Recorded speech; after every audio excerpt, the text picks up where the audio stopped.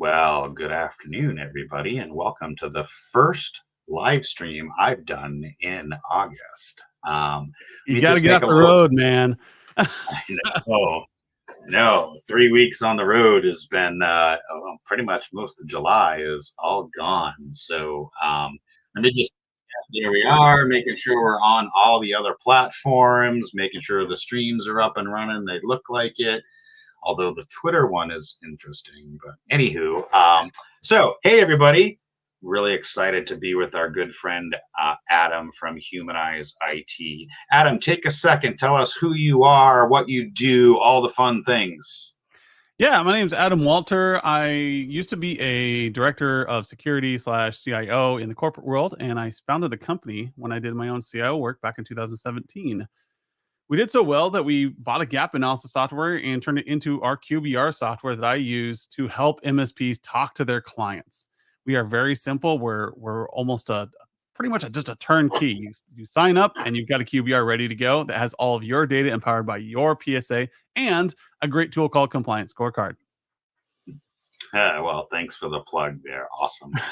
Suppose I should do my own as well, right? So, hey, good afternoon, everybody. Tim Golden, founder and CEO of Compliance Scorecard, where we help you have the risk conversation with your customers alongside our good friends, Humanize IT. Really excited to talk about QBRs today, to talk about vCISO work during QBRs. We have a really packed show here. For those of you that are joining or those of you that are, kind of watching on the different platforms, feel free to, pop in and, kind of ask any questions along the way. Try to stump me, right? I love being stumped so that I can learn, right? I don't know. Maybe try to stump Adam too. I'll throw that out there. So Can't be done. My ego's too big. Awesome. All right, Adam, I know we have this run of show, these questions, this stuff. Set the stage for us, my friend. Yeah, so I spent a long time in compliance, right? Not just any compliance, but critical infrastructure compliance. And they had a heyday. What was that, 2 weeks ago? In critical infrastructure, we have really tight controls and really strict regulations. So the compliance arena was always somewhere that I felt a close tie to as a CISO. And when I left that world, it was mostly because I was tired of dealing with policy management. It is annoying. It takes up a lot of time, and you couldn't just copy pasta things. You actually had to mean it in critical infrastructure. You had to actually build things that mattered because you were being attacked daily by very capable people. So the problem here is that back then it was just critical infrastructure was really structured, or banks or things like that, like hospitals. Today we're seeing the bright lines move down like they did in critical infrastructure back in like 2017, where now smaller entities are being required to have compliance. So small businesses, medium-sized businesses. I know my own personal company, Humanize IT, has to go through a SOC audit every year. Otherwise, there are a large number of MSPs who will not do business with us. These winds are shifting, which means who's going to be responsible for this? Who's going to take on the compliance need, or help your small businesses, your medium-sized businesses who are busy as they are, and you're busy? How do we get to that? But what has changed? Why are the lines shifting is my question to Tim. Why are the lines shifting from just big corporate and critical infrastructure to small business? Well, you make an interesting point about using the word critical infrastructure. I did a little research the other day, and actually, critical infrastructure is way more than you might think as an MSP, right? I think, according to one report from CISA and the OMB, like the organizations that have the data that define these things, there was over, I think it was either 1.2 or 1.5 businesses that are considered critical infrastructure. Generally we think of that word and we think of like, railroads, airline, water, right? Like defense. We think of those things, but actually there's a trickle down effect that applies to a lot more businesses like hospitals and clinics and fire and all of those kinds of things, right? So as I started to dig into that, I was like, critical infrastructure, yes, there's a top level, but there's a whole sub level of businesses that help support critical infrastructure, right? Yeah. So you made the comment about SOC 2. I know we talked about this on our podcast the other day, and my thoughts and feelings about SOC 2. Well, I do believe it is a good thing for people to get any kind of legal attestation they can, that they're actually doing the practices and that those things are scoped appropriately. We are seeing this shift, this third, fourth, and nth party risk, right, coming into supply chain, coming into this critical infrastructure, right? And we like to look at compliance as the referee, right? We talk cybersecurity all the time. It has been the big shift for MSPs from, all the way from like the days of fixing mom's computer to MRR, all the way now, talk cybersecurity. Compliance is the next thing, right? It is the rules and regulations. It is the guidebook or the playbook that you as an MSP can follow. I mean, it literally outlines these are the things you should be doing, right? It gives you that sort of referee to be able to do that work. Yeah, and I hate to say it, but it's the way to make things easy. People are like, oh, well, my client isn't listening to me about doing multi-factor or securing their server or turning on BitLocker, or they're not listening to me. You're right, they're not, because they have other risks to deal with. Why is this one so important? And so compliance comes in and says, hey, you need to do this as a best practice.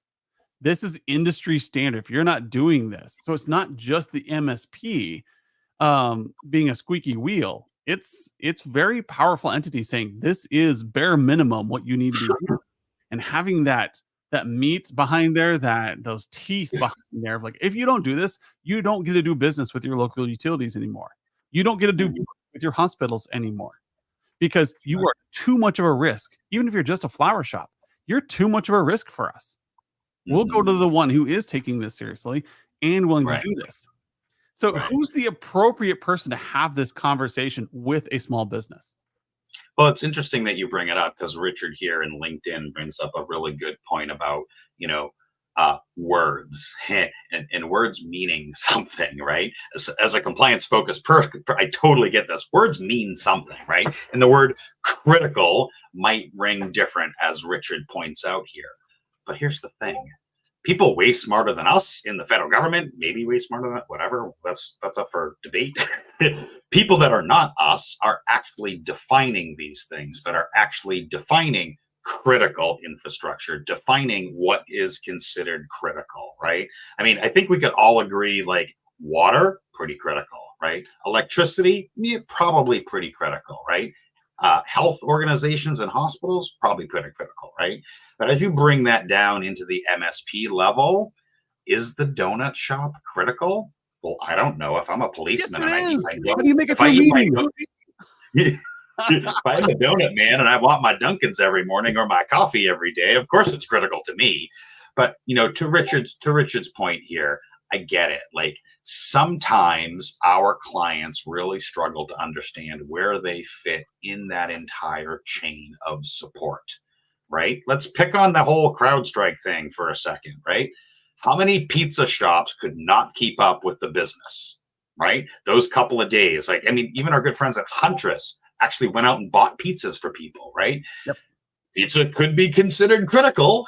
Right? The little local pizza joint could be considered critical, especially in the time of need like that. So totally understand what you're saying, Richard, around critical infrastructure varies.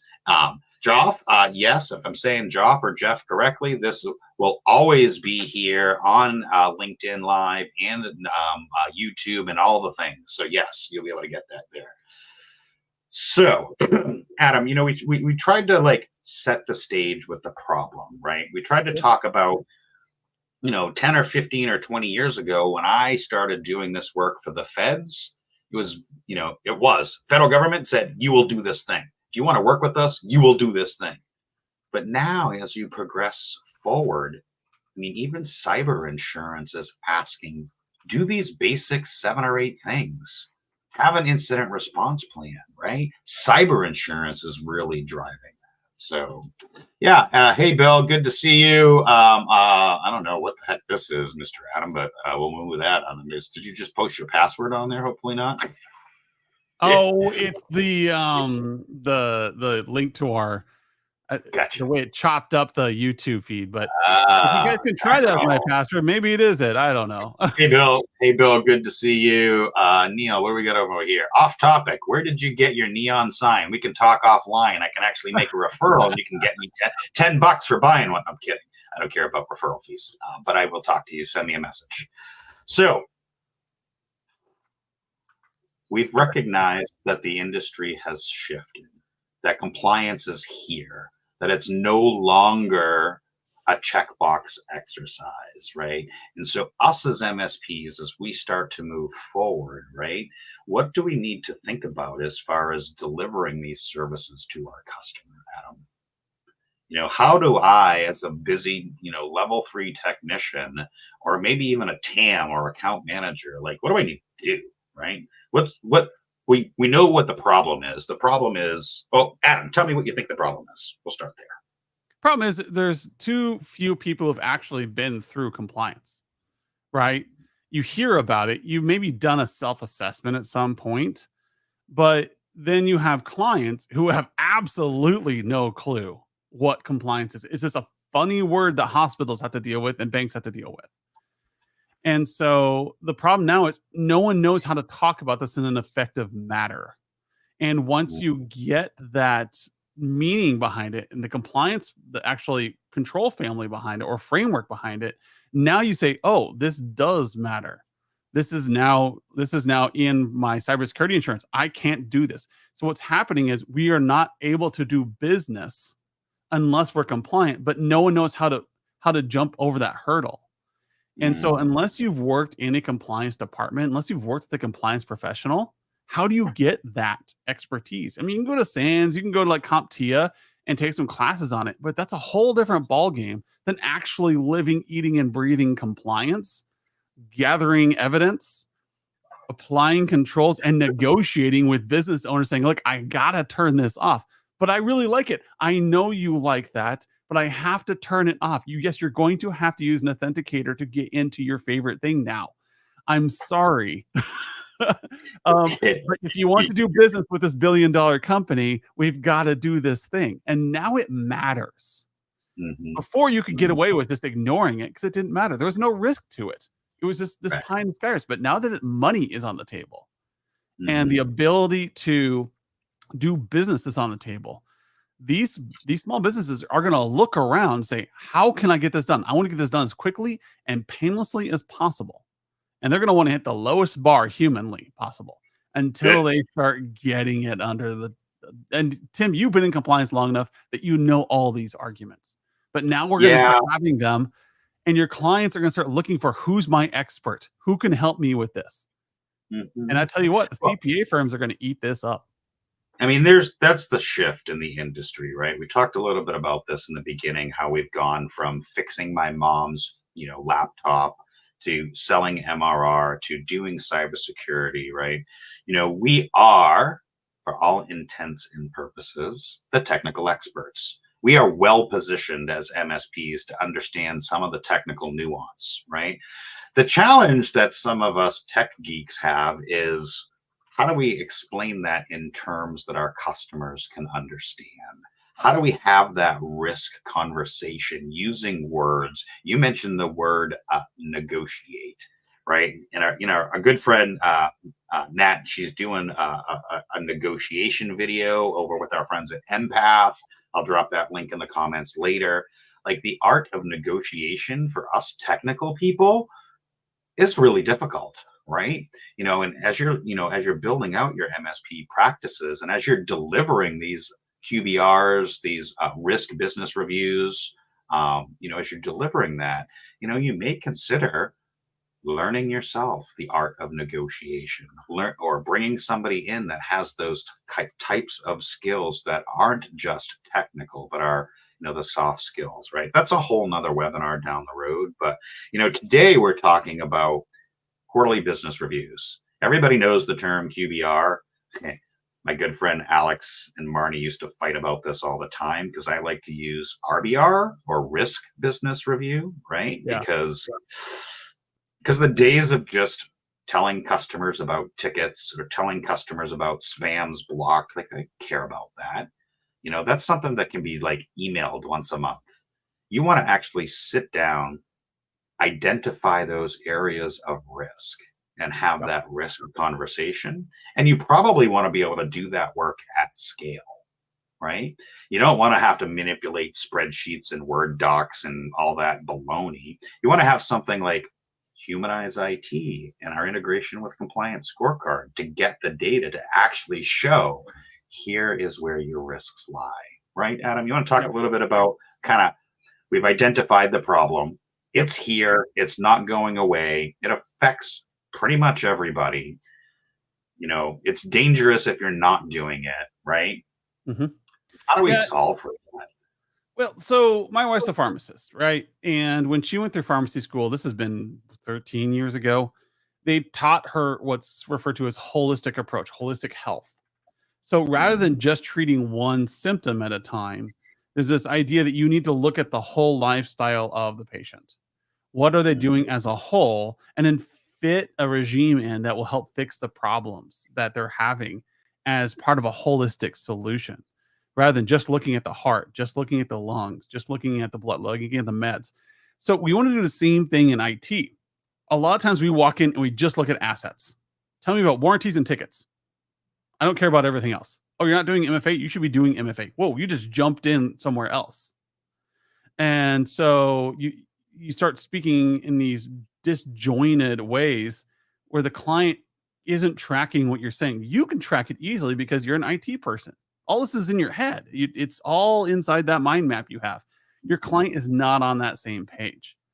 And so let's say you get a tool like Compliance Scorecard, which best product I've ever worked with on compliance. To put my plug in there. And again, I've done a lot of compliance, CISSP, CISO, the works. I'm published at SANS somewhere. I don't even know if the paper's still viable. The thing is, like, working with Compliance Scorecard makes things really easy, but it's just one piece of what you're doing for your client. And so you can show them the risk registers that are in there and identify, hey, these are the things that are going to affect your company. But if you don't look at it as a whole and say, look, this is why MFA is important, because otherwise somebody could spoof your password and get access to all your client data, and you're going to lose all your clients overnight. It happens. Now, if you work with Compliance Scorecard, you've identified all these. Now, how do you fit it into the bigger picture? And so the holistic approach says, look, you've got MFA, you've got two-factor, you've got an authentication control over here that you need to deal with, but you've also got physical controls. You've got things like, how are you getting into the building? Are you leaving the key? Are you just using a physical key? Are you using a fob? Do you have camera systems? And, yeah, there you go. And then on top of that, like, how are you spending money on servers, on assets? How are you spending money to get an edge when you're selling hot dogs out in the park? All of these things taken together. Now, where does that MFA fall? Where does that control family fall? Where are my big things? So when you're doing a risk register, it's really important to understand how your client does business, so you can help them understand where this risk fits in their holistic business approach. Then they'll start listening to you, but you have to listen a lot first. You do. So Nate brings up a great question, right? The cost, right? Justifying the cost, right? And so, that kind of ties right into what you're saying, Adam, around cost, right? So by going through these exercises, by going through these gap analysis, by putting these things, in front of your customer, at least from a technical perspective, right? You're going to actually potentially save cost, because when the thing happens, now you can show that you've done your due care, your due diligence. Like, nobody's ever compliant on day one, and nobody is ever compliant every day going forward, right? It is an ongoing process, right? And so, being able to have the conversation, being able to show the customer, hey, we asked you to enable 2FA. We consulted with you to have backups. We came to you and suggested these are the areas based on our conversations that we had. Now you have a business choice to make, Mr. Business or Mrs. Business Owner. You can mitigate that risk, which is what we really want, right? We want them to fix their things and probably get the project work out of it as an MSP, right? But you mentioned the word risk register, right? Now, a lot of people might not necessarily know what that means. Think of it as an Amazon shopping cart. Think of it as I have identified gaps within the business. I, as the technical professional, have identified broken stuff, right? And I have built an Amazon shopping cart, and I have now given my customer the opportunity to decide what they want to do. Do you want to fix that? Do you want to defer that? Do you want to ignore that? And so by using an risk register shopping cart and presenting that to your customer and allow them to make their own business decisions. Yes, you can do that work in Compliance Scorecard. And yes, you should be able to present that work over in Humanize IT during your QBR and vCISO conversation. But what that does for both you and your customer is it builds that defensibility. Hey, we kept telling them and they kept saying no. Or hey, we told them or we asked them and they decided to fix it. Yes, because that's what we really want, is for them to understand their risks and mitigate their risks, right? We'll pick on the donut shop. Hey, donut shop only has one supplier of eggs, and the chicken farm gets wiped out in a hurricane, whatever. I don't know. That's probably really bad analogy given the recent hurricane. But now I have no eggs to make my donuts. Okay, that's an area of risk. That's an area of risk, right? Maybe they should have two chicken suppliers, right? That's the idea, is having that conversation, understanding what makes them money, finding the things in there that are areas of risk. And then let them figure out what they want to do, right? Let them figure out and consult with them. I want to circle back here real quick. On top of that, what you just said, and then we'll circle back, is that hurricane, the chicken and egg thing. What if you were the only coffee shop open during the CrowdStrike outage? Yeah. How much money is that worth to you? Or what if you had a response to get your kiosk back up within 30 minutes of this massive outage? We don't know what the next one's going to be. It's going to happen again. Any security person worth their salt can say, it's not an if, it's when. Can you recover? And so we can help you with that. That risk register, your kiosk is locked up because bad antivirus, bad software update, whatever. It can be anything. Right. Here's our workaround. When that happens, do this and you'll be up in 20 minutes. And or 5 minutes even. And so you can put that out there and say, how much is that worth to you? What is it worth to you to be the only coffee shop open? Or you can put a banner outside, not affected, come get your coffee here. That suddenly becomes, is it now worth the extra $2,000 to have a compliance audit? Right. So this comes up a lot. How do you justify the cost, right? And I think Adam just touched on that, which is, how do you justify not doing it? Right? If you look at, and I hate to keep picking on CrowdStrike, Microsoft, and Delta. It's a hot topic right now. Right. But if you look at what's going on over there, now you have everybody blaming everybody and lawsuits and $500 million of revenue and yada, yada, yada, yada, yada. Like, Southwest, sure, they're running, I don't know, Windows 3.1, weren't affected, right? So that's a whole different conversation. But the point is, they weren't able to determine, or maybe they did and chose not to, again, risk register. Yep. They found like, hey, we don't have a disaster recovery and business continuity plan. Or maybe they did and it wasn't updated or regularly reviewed, i.e. complianced, right? Governed, right? The G part of GRC, right? Maybe they had a DR plan or a backup and disaster recovery plan. But what we have seen is the things get written once, they grab some stupid sans template, threw it on a shelf, and forgot about it. Well, now, if you've noticed, both NIST and CIS now have this govern function, right? This look at stuff on a regular cadence, test stuff on a regular cadence, continuous compliance monitoring. And you as an MSP providing that service and reporting on it during your quarterly business or risk business reviews on a cadence that you define with your customer. Yeah, and I think it was mentioned earlier. You have to scroll up there to find it, where they said quarterly is not enough to talk about compliance, and you are correct. What we're trying to do is create bigger picture. So cadence is an important word to us at Humanize IT. What are you doing on a weekly basis? What are you doing on a monthly basis? And what are you doing on a quarterly basis? What are you doing on an annual basis? These are things that you need to know. You don't need to talk about everything on a weekly basis. You don't need to talk about everything at a QBR. People try to shove so much into QBRs that the point of them has been lost. If you're talking about warranties and asset management during a QBR, that's not a QBR. That's a technical review. And they're very important. That's an operational discussion. But you're not leaving any room to have a risk discussion or a finance discussion, which is what belongs in a QBR. These high-level items like, hey, over this last quarter, we have discovered these things in the risk register. As the compliance team met on a weekly basis or on a monthly basis, trying to get you your compliance framework adopted, we discovered these things. We need the high-level team to adopt this. Now, what do you guys think about these risks? Can you just give us some feedback? And that's part of your QBR methodology. And I'm going to show you what that looks like here. I'm going to do a shameless plug for my own software. Drink your own Kool-Aid.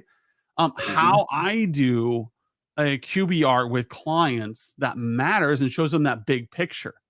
Because sometimes your client doesn't want to buy into compliance, but you can have a little nub in there that says you're 0% compliant on SOC 2. And it reminds them every quarter they are 0% on framework of choice. And they're like, well, crap, that's really starting to bug me. You might take the third or fourth time doing a QBR where it says 0 and they've got red lines there on their assets. And eventually they're like, okay, what do we have to do to get at least bare minimum here? Nothing speaks volume. Nothing speaks volume like a red scorecard. Yeah, red. Hence the name Compliance Scorecard. There you go. Right? We just got our new T-shirts today. I'm pretty excited. They're really comfortable. Anyways, so kind of let's summarize here. We've got a lot of great comments coming in. I just posted that we can't keep up with them, so keep them coming. But we're going to try to address them as they're coming in. Love the fact that Nathaniel Allen. I'm going to mess up that other name, so I'm not even going to try to say it. But keep up those comments. Both Adam and I are available on LinkedIn DM if you had more specific stuff for us to help. So we talked about the problem. Compliance is here. It's not going away. Compliance is not a checkbox exercise anymore. It is an ongoing thing, right? We talked a little bit about the solution, about having the risk conversation with your customer, hearing and listening, that 80-20 rule, let them talk 80% of the time in that kind of risk conversation. We talked a little bit about, reds on scorecards, help you, kind of with that pricing conversation, right?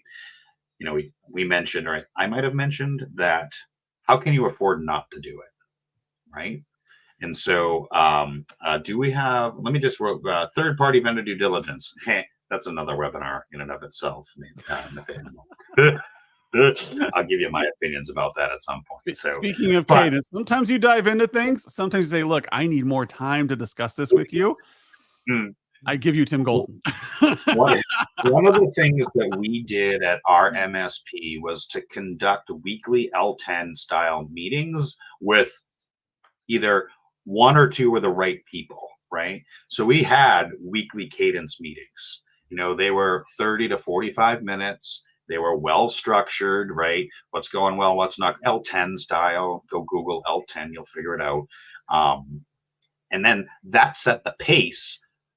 And not only did it set the pace, but it also made us more sticky with our customer, right? Mhm.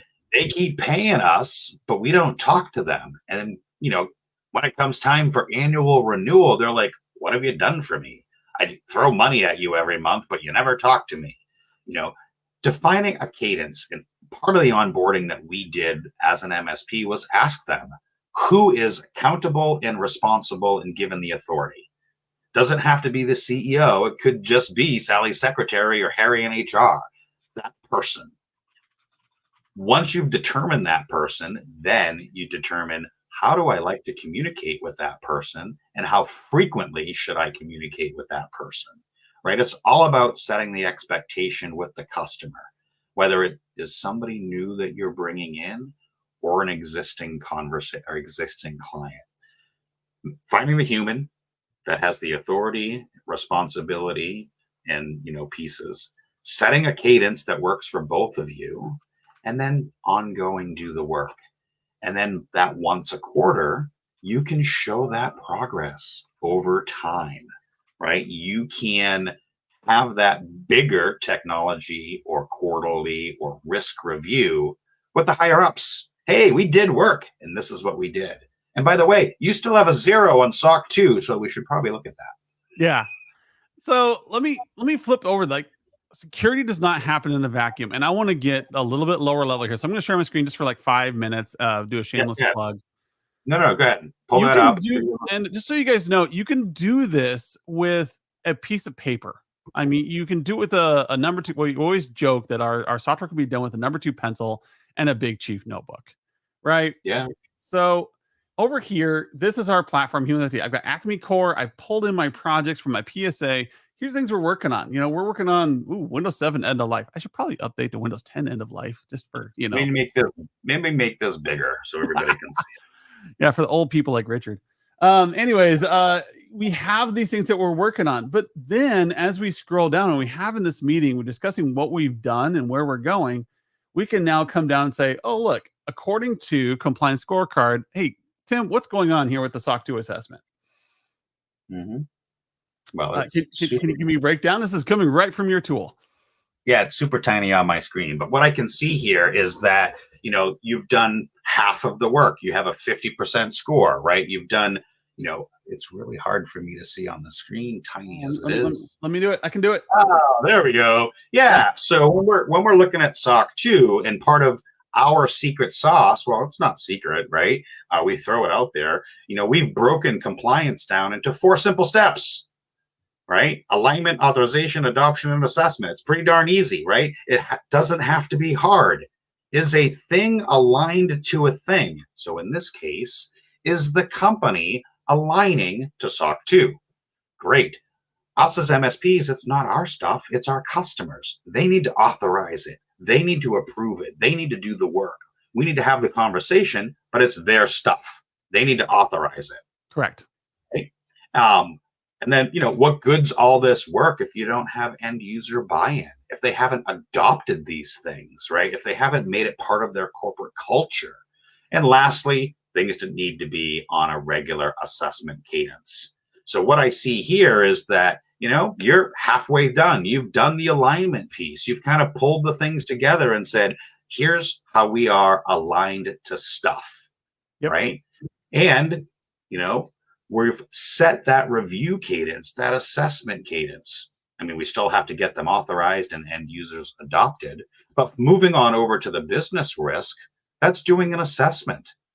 Us as MSPs, we've done an assessment, whether it's business risk, whether it's CMMC, FTC, HIPAA, mouthful of acronyms. We've done an assessment and we've seen the at risk, needs attention, looks great, doesn't look great. We've identified the gaps. That is what the business risk assessment there, that just happens to be one of our predefined assessment templates. We have all kinds of other assessment templates, but yeah. Further on down the line, asset. Where's Matt Lee? What's an asset? Right? So, yeah, just about every framework has some kind of asset management component. And us as MSPs, we may have multiple sources of truth. A device, a laptop, a phone, or a laptop could or could not be in many different locations. But they're not our assets. They're our customers. They're not our humans. They're our customers, right? And having this asset list across multiple different categories, by the way, you can now govern that on a regular basis, right? You can now involve your customer to have them authorize, yeah, those are our humans. Nope, that's not my computer. Authorize those particular assets across multiple different categories, right? As you can see, Adam hasn't tied in the human integration yet into Compliance Scorecard because it says none, but he has done hardware and software, so that's a great start. We have multiple integrations to kind of prove this stuff through API and the tools that your MSP already uses. But let's back up. What am I looking at here? So I'm the MSP. Now, Adam, you tell me what I'm looking at. Yeah, so you're looking at the MSP. What? What is this thing? Well, this is a QBR. This is a persona. I have lined up the things that I want to talk to the client about, right? So it's all modular. So I brought in the SOC 2 compliance because I really am trying to push SOC 2 for them. I'm really trying to push these projects that they need to be working on. But as a holistic approach goes, I need to show them how this is all going to work in here with the things we've recommended to them. So here's some of the SOC, or here's some of the access controls we need to do. And this is part of it. And then there's our pandemic readiness. That was a risk we identified in the risk register. Here's what's going to cost to do that. And if we need to break it out, we can. We're showing them as a bigger picture. We're not just working on compliance. We're not just working on asset management. We're working on everything at once at this high 50,000 foot view. That's what a QBR should be, a 50,000 foot view. And then what you need to do is down here, you see like your open tickets, your issues, but down here, you're going to have meet with client to do a deep dive on a report for the compliance scorecard. Let's dive into this stuff that we had up here and why we're still red on these elements and what we need to talk about. As Tim keeps saying in this discussion, that's a whole other discussion. Don't try to squeeze everything into one meeting out of fear that your client won't meet with you again. Put things in here that the executives can say, oh, you know what? For the human element of this, I need to get you with Sandy in HR so that she can help you with the policies and stuff that's going on there. Let's schedule a meeting with her. Awesome. Get that going right now. I was going to say, or with our integration with M365, you can just do it automatically. There you go. Automatically. And so you get that on the calendar. Put that in place. This is what your QBR is for, lining up the next quarter of activities. You can see over here, like all this is an L10, people. You know, you're just going through and discussing what's coming up, where do we need to go, who's the key takeaways, who's doing what, and schedule those meetings so you can deep dive. Now your client feels heard. And it's all part of this bigger one. If you want to put a broad budget here for the holistic budget and a security budget and an operational budget, feel free. I will generate as many widgets in here as you want to have. And that is how you fall forward. Some of the more mature MSPs actually have a separate service board in ConnectWise or their PSA just for compliance issues. Put that in here, but don't deep dive on it here. Use the compliance scorecard tool to deep dive into what needs to be done, what risks need to be registered, so the client can say, you know what, I don't want to take care of that. Cool. I'm going to go into that risk register and say, client has accepted the risk. And we'll discuss that next year. And they get to be reminded every year of what they did. So, Go ahead. I almost canceled out of the studio. I was trying to stop screen sharing. I gave you a big old warning. So the goal is when you're talking to the client about risk, when you're talking to them about asset management or things like that, it needs to happen in a holistic approach. If you need to talk about Microsoft licensing, that needs to be a separate discussion. If you need to talk about compliance, that needs to be many discussions, probably on a weekly cadence until you get a handle on it. And so these are things that you get to talk about. So when your client isn't listening to you, you say, my client doesn't listen to me on risk management. It's probably because you're throwing too much at them and they don't get it. But if you do it in this top-down approach where you say, hey, look, this is where we are at a high level on everything we're working on. Let's Right. move down. So then next time you have a QBR and you have those risks up there saying, we don't have a way to restore your kiosks in under 2 hours. And the CrowdStrike issue hits, then you have your QBR and they're like, okay, we want to take that seriously now. It's $2,400 to mitigate that, right? Yes, let's pull that trigger now because I never want to go through that again. But it was on your QBR. Your regular meeting had that on there so that when it's a hot topic for them, when it's top of mind for them, it's right in front of them on their audit, ready to go.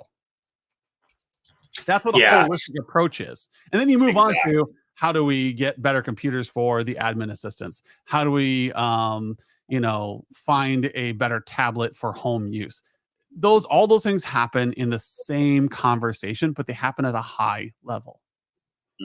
Exactly. And so, being able to have a dashboard, much like Compliance Scorecard and Humanize IT, to be able to have that risk conversation with your customer, to be able to present to them, top-down approach, the weekly work, the monthly work, the stuff you're doing on an ongoing basis sums up into this report, sums up into these things where now you can actually sit with their customer and show them how you are progressing, how you are actually justifying your own monthly recurring revenue and your own cost to them, how you're protecting and defending their business, right?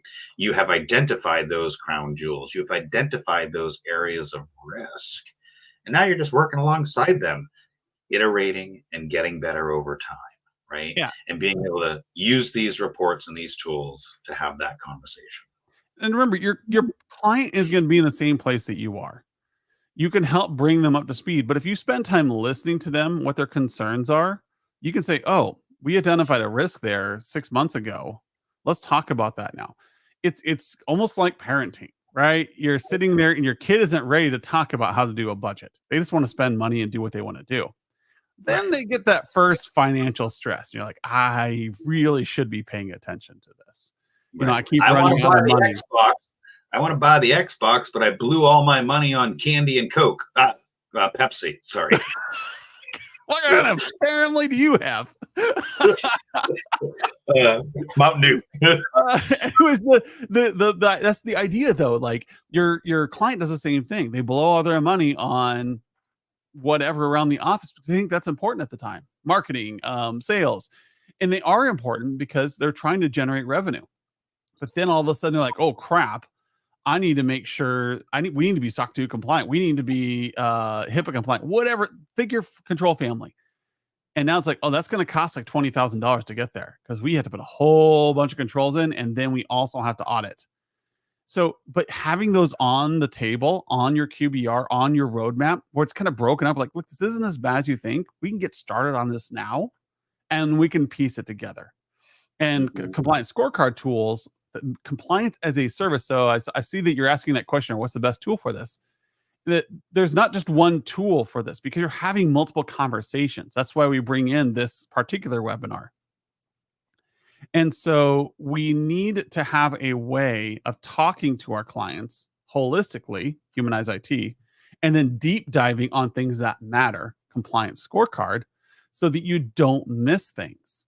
If you use a tool that says, oh, we also do compliance, we happen to have a tool that, no, stop right there.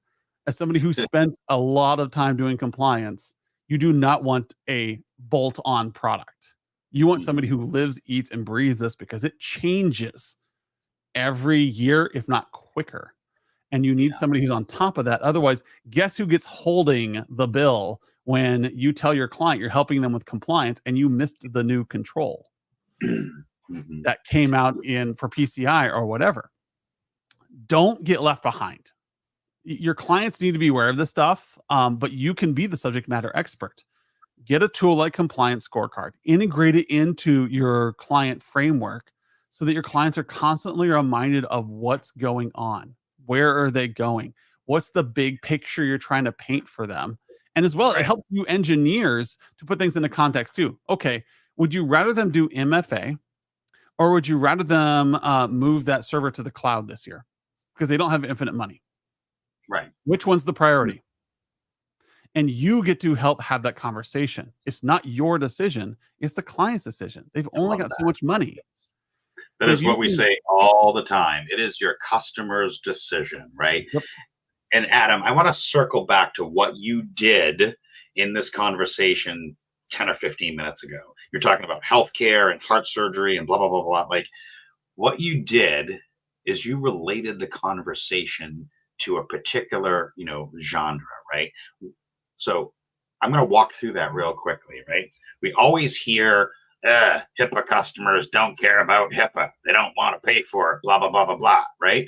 Well, here's a way you could approach that with healthcare organizations. You could approach that with, hey, there's something wrong with my leg. Can you just give me a pill to fix it? No, the doctor, no. We have to, x-ray your leg, and we have to do all the things. We have to assess your leg to determine what's wrong. And then we can develop a program for you to be able to go to physical therapy and do the things every day to get your leg better. You see what I did there? I related that conversation, just like Adam did a few minutes ago, back to the business terms that they can understand. yep, Mr. Healthcare Organization, I know you probably don't want to spend the money. I get it. But we should at least do an annual security risk assessment to understand what part of your leg hurts and why it hurts. And from there, we can decide to do physical therapy or MRR under our MSP services, right? What we just did here was we related the conversation back to the business owner in terms that they understood, right? That's how you get a seat at the table. That's how you have the conversation. And I get it. It's hard. It's not my nature to sit down and try to figure out. I'm a geek. I've been writing code for 30 years. I want to push. But I had to make that fundamental shift as an MSP in front of the customer to yeah. talk to them in words they understood. Yeah, and that's that relational aspect. Relationships matter. If you think your client isn't listening to you, I see this on Reddit. I see it on in the forums on Facebook all the time. My client won't listen to my recommendations. 99% of the time when I'm consulting with somebody, it's because the client wasn't being listened to. Right. That you didn't understand where their heart is, what they value, what their risk is. They have a whole bunch of things they're dealing with. They're dealing with employees quitting. They're dealing with new hires. They're dealing with fluctuating markets. They're dealing with politics that are changing legislation that making it harder or easier to do their jobs that they have to keep on top of. And then on top of all that, you're demanding they behave one way. And they're like, I can't do all that. I want to put up Zig's comment here, Skip's comment, right? So we see this all the time, right? Let me tell you something. Go do a Google search and search for CNBC medical records. And what you'll find is, Adam, let me ask you this before I even give the reveal this. How much do you think a credit card number, name, address, city, state, zip is worth on the dark web right now? I don't know, like $1.25. I don't know. Yeah. How much do you think a medical record is worth on the dark web right now? Ooh, $80. I say anywhere between $60 and $80 per record, according to CNBC. Okay. Now you can go get the exact number. Go Google it. Don't quote me on. Tim said 80. Well, and the article said 60. Go Google it. You'll figure it out. The point that I'm trying to make, Skip, is while they might not care, the hackers do. Yes. Because those records are extremely valuable. And all a hacker needs to do is to bypass one or two kind of things, indicators of compromise, no 2FA, and poof, they're in. And now those records are out on the internet for sale, and you are maybe out of business. I don't know. But yeah. Breaches are hard. And then let's say you have a breach, been through this. And now you have to hire a PR person. It's one of the top things to do when you've been breached. Hire PR. This needs to be mitigated in the public's eye now. That's like your number one thing, like if you want to continue doing business. And so when it comes down to these relatable analogies, one of the things we talk about in our coaching program is that when you start sharing something like MFA, don't sell MFA. Sell the ability to keep your records private. And talk about how it's $80. You have 10,000 records there. How much is that worth to your client, to a hacker? How bad do they want to get in there? And I guarantee you there are teams out there that target your CFOs and your CEOs and watch them. Wait for them to get on planes. They know their conference schedules. It's creepy. I've watched it. It is creepy. Now, It is. how much is that worth to this small business if they're holding just 1,000 records? That's $80,000. Is it $80,000? Is it $800,000? Is it $8 million? That's where you can assign risk and you can scare them. But don't use scare tactics. Use relatability. Change your project names from firewall to keep out bad guys.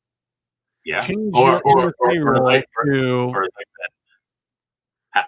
Hackers care, right? Change the vernacular, right? I think, and Dean brought up a really good comment here, and I didn't mean to interrupt you, Adam. I'm sorry, but I get really passionate. We're talking to people more passionate here. So I love the relatability, right? As Jeff brings up, and Jeff, I got it right this time. I love the relatability, right?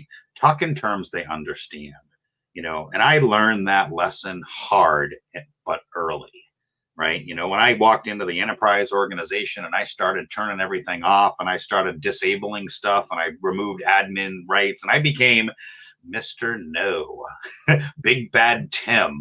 And it took years for me to get that Big Bad Tim persona moved into, oh, that's a really good idea. We should do that. Because I had to pivot and start with the why conversation and relate that why conversation to the business outcomes, right? This whole session has been about QBRs and vCISO, right? And being our technical expertise. Stop talking temp. Stop saying firewall. If you say firewall, you should be fired is our catchphrase at Humanize IT. I love that. That's new. I'll tell you, Tim, my tip for everybody listening, if you want to have great security conversations, this goes back to something Tim mentioned earlier. He didn't even know he was doing it. The best thing to do, bring a box of donuts and just sit there and wait for people to come to you. Yeah. And make it the good roles too. You know where the good roles are in your town. Make it those. Don't make it, the daily donuts from, wherever. Make it the good roles and just sit there and everybody knows when Jeff shows up or when Dean shows up that, he's bringing roles. And, I just chit chat and they love it.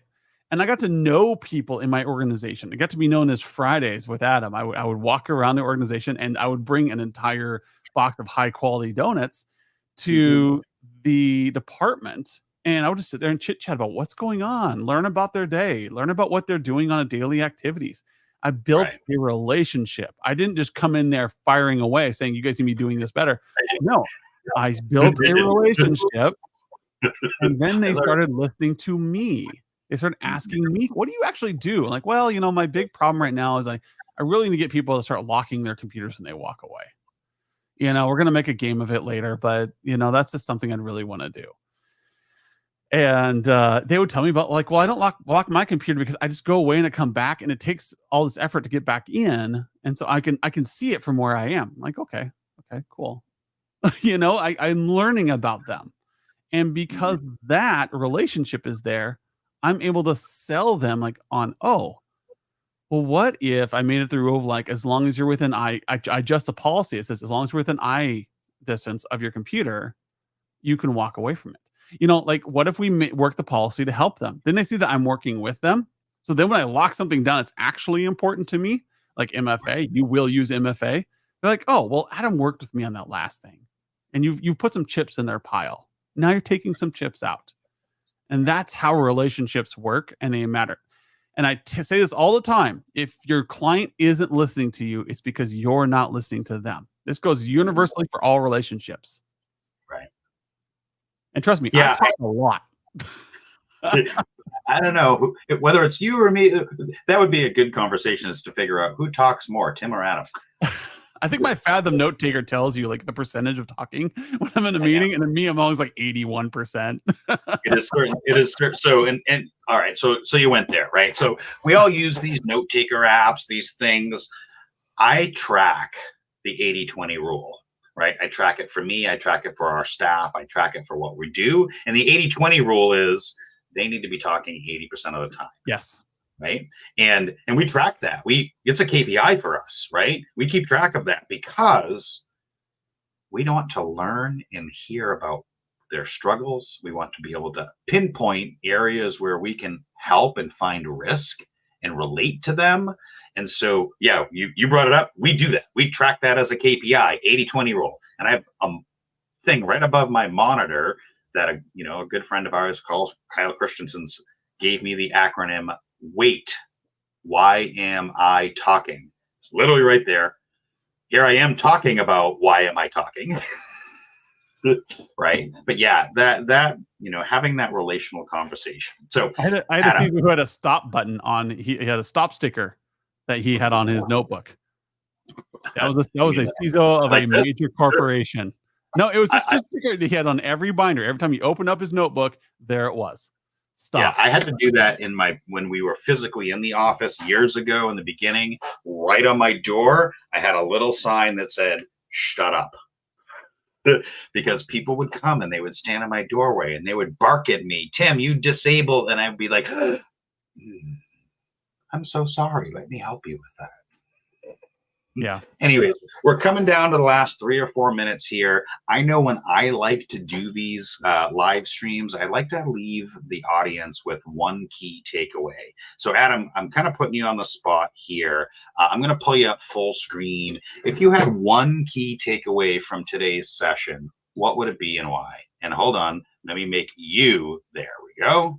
I'm gonna throw this out there and like Skip's last comment with the hurricanes. Right there. Do you want to help your client with UPS's 3-phase power or say manage the hurricanes? Which one is your client going to buy in more on?